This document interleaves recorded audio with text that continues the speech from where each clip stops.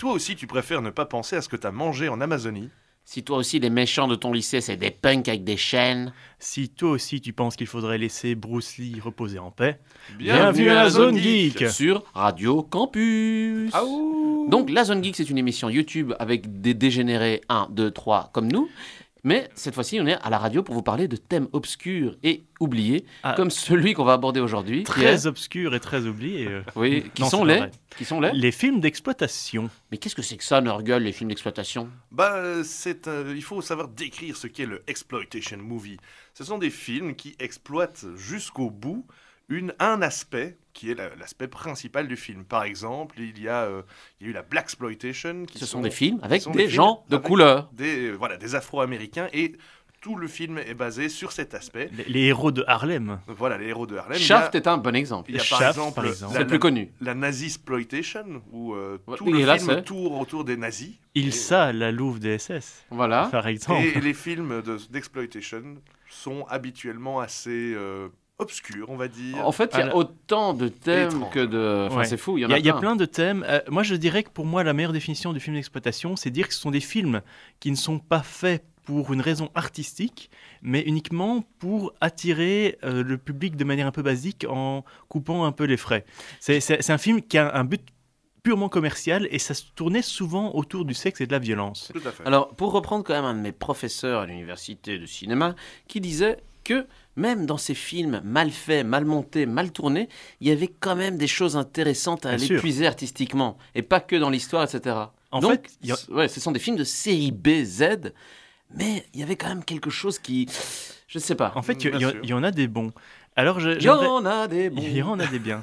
Alors, tiens, Didier, si tu nous Goldo, écoutes. est-ce que tu peux peut-être nous dire à cette génération actuelle qui passe son Oh, temps bande assise de devant son salipsters. ordinateur, qui ne sortent même pas de chez eux pour aller au cinéma normal, qu'est-ce que c'était que les salles Grindhouse? Alors, imaginez une salle de cinéma un petit peu comme on peut trouver dans ce cinéma, désolé de vous le dire, X, du côté du centre-ville de Bruxelles, à côté de la Rogier, qui n'est plus une pyramide. Il y avait un espèce de cinéma X, là, avec une espèce de pancarte qui fait très New York dans les années 70. Eh bien, à l'époque, que ce soit en Europe, mais surtout aux États-Unis, évidemment, il y avait plein de salles de cinéma un peu partout qui passaient des films avec une distribution qui n'était pas une distribution classique comme dans les grandes salles, où on allait voir des films bizarres. On peut comparer ça à ce qui, dans les films de Bollywood maintenant, où on a plein de films à gogo, à gogo, à gogo. C'est une vraie industrie qui sortait des films pourraves.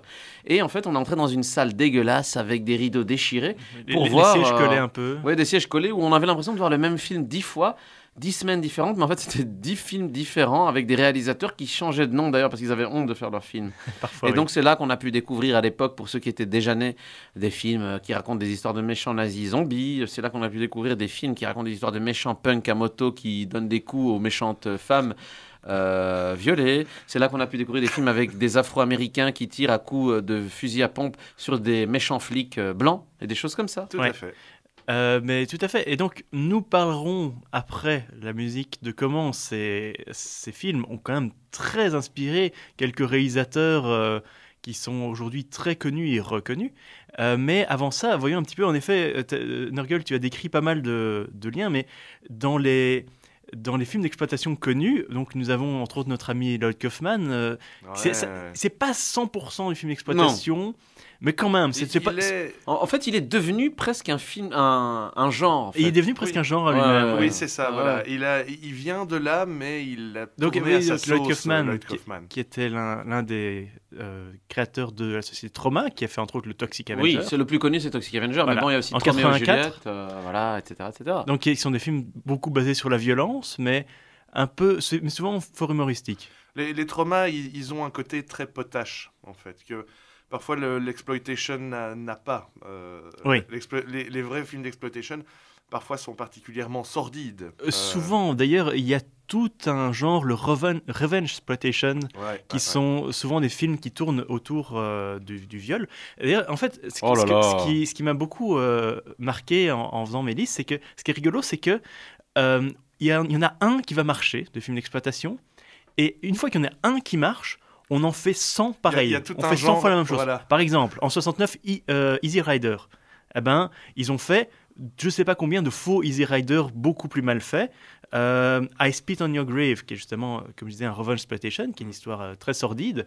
Ils en ont fait plein de films. dans le Mad même Max, combien de faux Mad Mad Max? Il y en a au moins 2 milliards de faux genre. Mad Mad Max. Max est un film d'exploitation, Ouais, tout à et fait. tous les pays en ont fait un. On peut aussi citer le film, je dirais, qui est un peu traumatisé. Le film de zombies, c'est quand même pas très cher. Et il y en Ouais. a 2 milliards de films de zombies de l'époque. Hein. Ouais, voilà. Ouais. Pourtant, les premiers Romero sont pas vraiment des films Non, d'exploitation. mais après, il y a eu les zombies du lac. Même les Français en ont fait. Oui. Oui. Ouais. Les fameux nazis qui sortent du lac dans Exactement. un petit patelin. Ah, je veux dire, le site Nanarland, on est rempli de films Ah oui, non, d'exploitation. c'est ça. D'ailleurs, ça, c'est la bonne référence pour ceux qui veulent en connaître un peu plus. Nanarland, hein. Ouais. Que ce soit sur Internet ou les revues, les bouquins. Est-ce que le giallo italien est un film d'exploitation? Moi, je dirais que oui, hein, parce qu'il y a quand même les codes. Il y a... Moi j'aurais dit Donc- que non, parce que le giallo est le giallo même. Weinergel ou Goldo, pouvez-vous dire aux gens ce qu'est le giallo? Nurgle. Le giallo, c'est une sorte de film. Je suis en train de me prendre les pieds dans mes propres contradictions. J'allais dire, c'est un genre d'exploitation, mais typiquement italien, qui se centre sur les serial killers et leurs proies, qui sont des femmes. Ouais. Et effectivement, quand on voit un giallo, quand on en a vu un, je ne vais pas dire qu'on les a tous vus, c'est pas vrai. Mais c'est toujours ce même rituel, on va dire. Oui. Un homme qui est un tueur, Quand on ne voit jamais le dont on ne visage. voit jamais le visage, qui poursuit une femme qui est belle et qui est représentée comme la biche un peu pourchassée Ouais. par le chasseur. Bah, Et donc voilà, mais ouais. je ne suis pas un grand connaisseur du giallo. Non, mais Mais juste bon, pour définir en c'est ça. gros. Ceci pour dit, le sans ce genre, il n'y aurait peut-être pas eu des films d'horreur américains de grand nom Au avec des tueurs à couteau qui courent derrière des gens. Voilà, au fond, Vendredi 13 Ah oui. est un film d'exploitation. Contrairement, je dirais pas qu'Halloween, par exemple, est un film d'exploitation. Non, Il a c'est- un côté beaucoup plus créatif, tandis que le premier Vendredi 13, c'est 100% un film d'exploitation. Il y a Mais c'est un quasiment pas de c'est un scénario. slasher. Alors Ouais. là, question à deux Et le balles. slasher est l'un Ouais, des genres exactement. d'exploitation par excellence. Tu rebondis bien. Question à deux balles. Massacre à la tronçonneuse, film d'exploitation ou pas? Non, parce que il y a une intention artistique, il y a une intention Quand même, ouais, c'est ça. d'énonciation beaucoup plus importante. Oui, mais il joue quand même. Il a quand même pris des codes du film Oui, d'exploitation. c'est vrai. Ouais. Il a Ah, vraiment repris des Je codes. dirais, dans le film d'exploitation, il y a aussi un côté, je veux dire, un peu cheap. Un peu, je vais pas dire qu'il n'y a pas d'effort, mais que parfois tu sens un peu de laisser aller. C'est des films qui étaient tournés très vite. C'est Oui. ça. Tout à fait. Mais qui ont créé une Van- esthétique.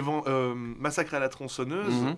pour ceux qui se le rematent, c'est quand même un film très, Esthétique. très fin, Ouais. en Ouais, fait, tout à fait. dans son horreur. Et sa dénonciation de ce qu'il raconte, évidemment. Voilà, exactement. Mais ça a quand même créé une esthétique. Exactement, c'est ça qui est fou, c'est quelque chose de Ouais. purement commercial dans laquelle les réalisateurs ont quand même réussi à mettre leurs pattes et créer vraiment, tout à fait comme tu dis, un style propre, une esthétique du film d'exploitation. Alors, on n'aime pas le film d'exploitation. Je trouve quand même que c'est un terrain d'expérience pour des gars qui ont envie de faire des films et puis qui essayent, Ouais. et puis à un moment, ils deviennent bons. Et peut-être qu'un jour, ils font des gros films. Tout à fait. James Gunn. James Gunn, ouais. Bon, voilà, il y en a plein, mais je veux dire. Et d'ailleurs, il y en a qui prenaient des pseudos Nurgle, je pense, non? Mm. Il y en a eu plein. Enfin, il faudrait qu'on Oui. fasse une recherche, en fait, sur Là, les, comme les ça, il y en a réalisateurs pas qui me connus. revient, mais... Mais des réalisateurs connus qui ont commencé par faire des trucs comme Ouais, ça. Il y en Ouais, a- non, il y en a bien sûr. Mais tiens, au fait, Noriel, tu parlais aussi de Cannibal dans un truc. Ça, c'est aussi un genre Cannibal Holocaust qui a lancé. Ah oui, mais est-ce que c'est un film d'exploitation, Cannibal Oh, Holocaust? Oui. Et Oui. il y a donc Cannibal Holocaust. En fait, plus les films qui ont été faits autour que Cannibal Holocaust lui-même. Mais oui, en fait, Cannibal Holocaust, si, en fait, je reviens sur ce que j'ai dit, c'est 100% un film d'exploitation, c'est un film qui tue les animaux sûr, devant caméra, bien sûr. uniquement pour attirer le public en disant, haha, vous allez voir des vraies violences. Cannibal Et c'est Holocaust, assez dégueulasse. Donc effectivement, c'est un film d'exploitation qui est le Cannibal Exploitation Tout à fait. J'adore les noms. et qui est assez. Il a une réputation assez infâme puisque c'est l'un des rares films où on voit véritablement des animaux qui sont mis à mort en direct pour le film C'est vraiment affreux, quoi. et qui. Donc, il est extrêmement violent, ce film. Il y a un moment une bonne femme qui se fait violer, on va dire, enfin, c'est même encore pire, ou qui se fait empaler sur une pique à un moment. Enfin, bref. Oui, enfin voilà, c'est Et beau. ça a donné lieu beau. à plein de... Donc ça a fait un tel scandale que ça a rapporté de l'argent. Et donc il y a eu plein de films de Cannibal Voilà. Exploitation Mais le où là, système. il n'y a pas d'animaux qui sont mis à mort, heureusement. Ça dépend. Si, par exemple, Cannibal Ferox, Dans ils ont Ferox. refait la même Ah, chose. merde. Mais il y a plusieurs versions, il y a souvent des versions censurées.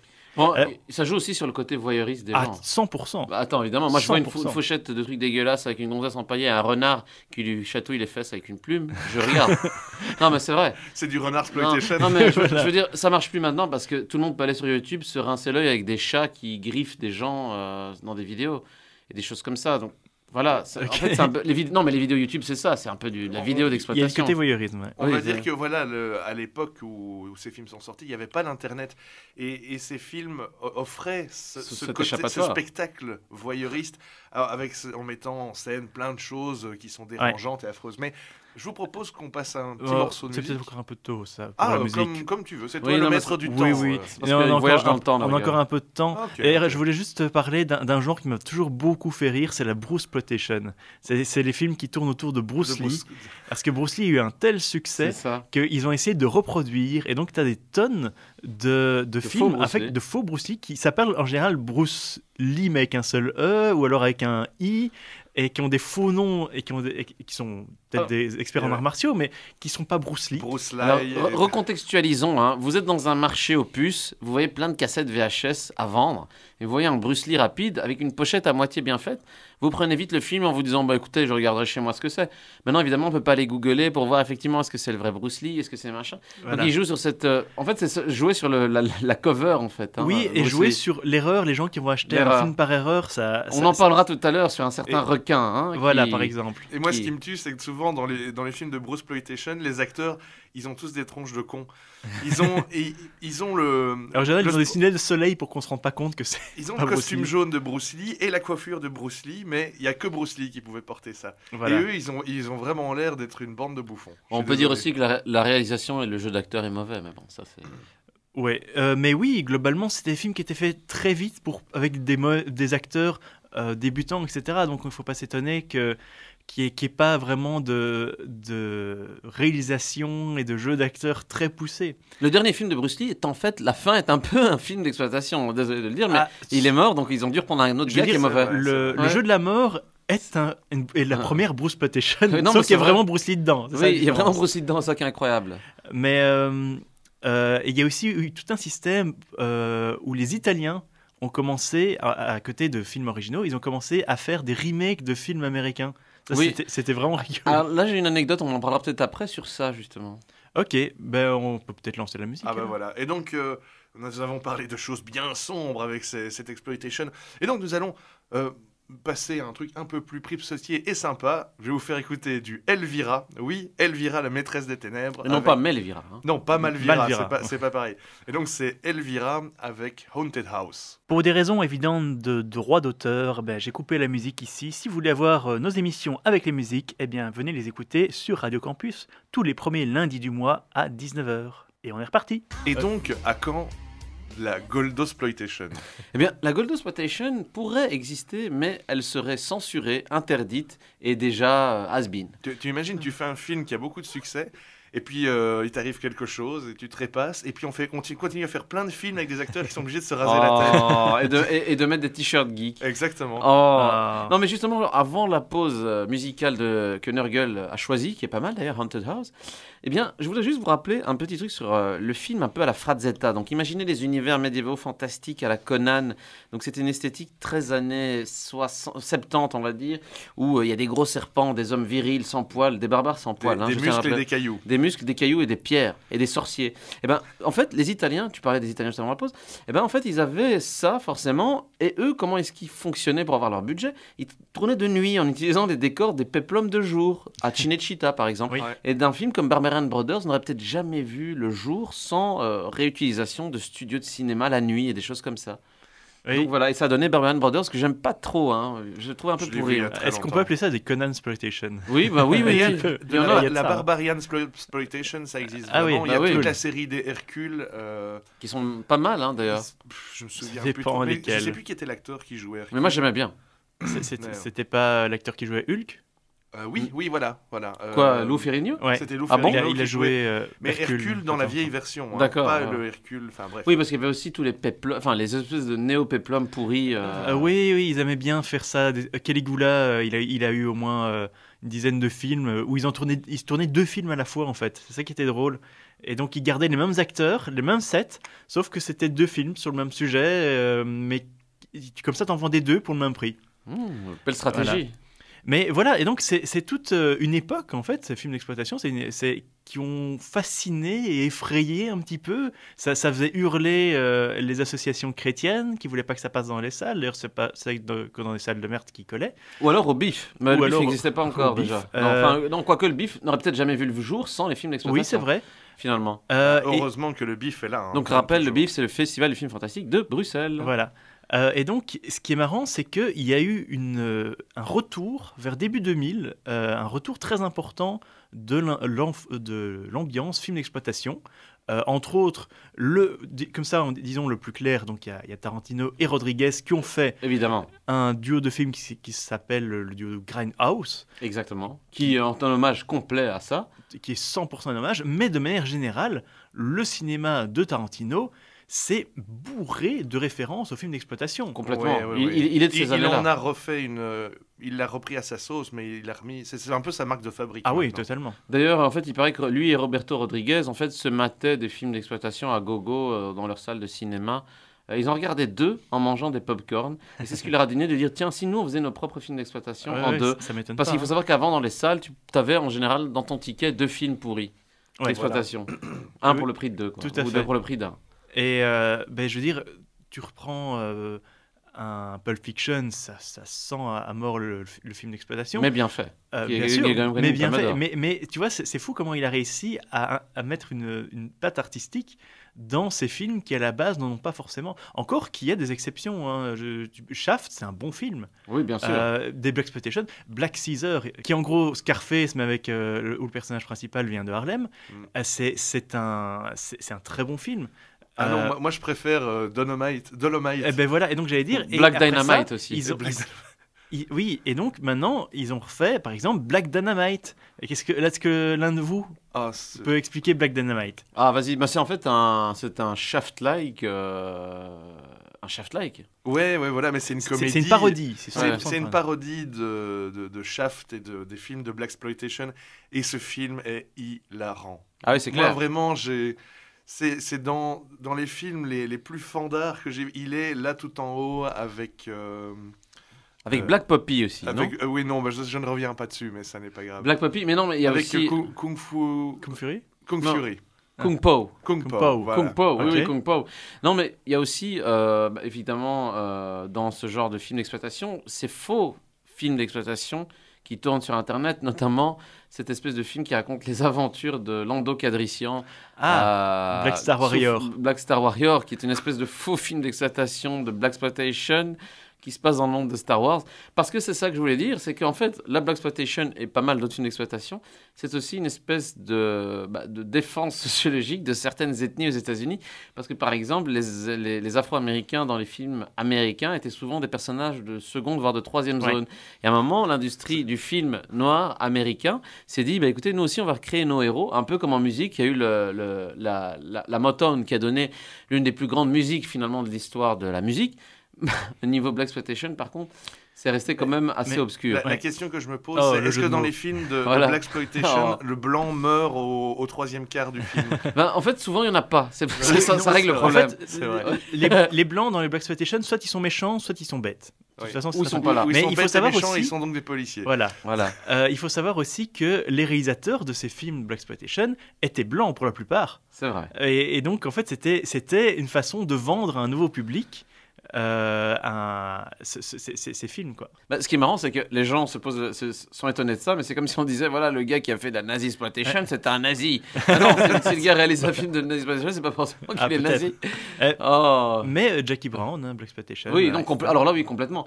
D'ailleurs, c'était une actrice qui était connue dans le milieu de la Blaxploitation Ouais. et qui l'a remis au goût du jour Donc, et qui l'a encore après- un Tarantino, Voilà. hein, pour ceux qui ne connaissent pas. Et d'ailleurs, il a couché avec après ou avant, je sais bon plus. Mais oui, Pendant. il était sorti pendant. Oui, enfin, c'est Tarantino, c'est normal. mal. Hein. On se demande comment. Mais Laline Laurent a eu son rôle. Mais cela ne Sacré nous regarde pas. Quentin, sacré Quentin. Voilà. Alors, un film que j'ai vu il n'y a pas si longtemps que ça, qui est sorti en 2011, qui joue à nouveau sur ces codes-là, c'est Hobo with a Shotgun. Ah oui, oui. Un oui. clochard avec un shotgun. C'est génial. Mais qui a sorti ce film? C'est un Canadien, je C'est crois, qui n'est Alors, pas connu. C'est ça. Alors pour la petite histoire, Bowie de Shotgun, qui raconte l'histoire d'un clochard avec un shotgun.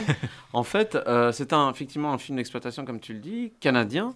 Et il a rencontré par hasard 3 petits jeunes qui ont maintenant créé ce film Turbo Kid, qui est un film d'exploitation qui joue hommage un petit peu à tout ça. Et voilà, en fait, maintenant il commence à y avoir une nouvelle génération du film d'exploitation avec un peu plus de budget et un peu plus d'esthétique. Et donc, est-ce que ça reste encore du film d'exploitation? Je sais pas, parce que quand on regarde tous les films d'horreur maintenant... Non, c'est plus un hommage exploitation. Non, mais c'est vrai, l'hommage exploitation, une nouvelle génération de héros. Alors, on pourrait dire ça, parce que ce sont les hommages aux films d'exploitation. Parfois, ça tourne un peu à la comédie, comme Black Dynamite. Mais ça a laissé sa marque, et c'est là, c'est encore là. Oui, voilà, j'allais dire, il ne faut pas en parler comme si c'était mort, parce que la vraie exploitation, elle existe encore. Oui. Et je ne comprends pas comment ce nom n'a pas encore été abordé ici, c'est Uebol.